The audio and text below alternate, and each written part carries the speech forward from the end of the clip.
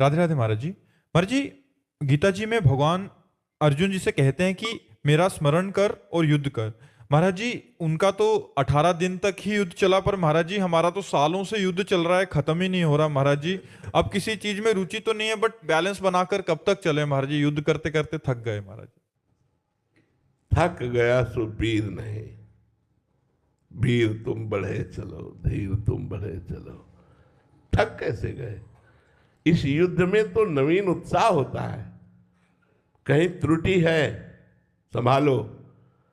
नहीं, इस युद्ध में नवीन उत्साह होता है। इस युद्ध में परास्त होना नहीं आता। कहीं त्रुटि है, संभालो। कहीं ना कहीं छेद है जो अध्यात्म के रस को बाहर कर रहा है। नहीं तो इस युद्ध में उत्साह बढ़ता है।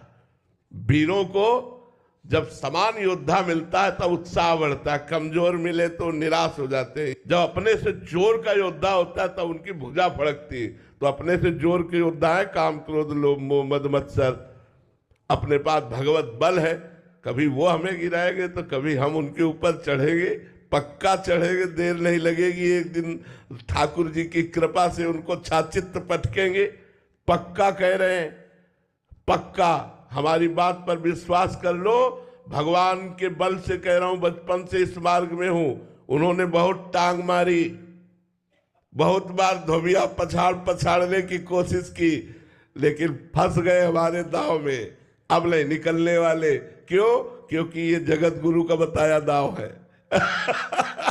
जगत गुरु भगवान का बताया दाव है। इसलिए हारना तो नहीं, निराश तो होना नहीं, उदास होना नहीं। इस मार्ग में नवीन उत्साह भगवान देते। नहीं, कई बार हमारे जीवन में अंधेरा छा गया, अब क्या होगा?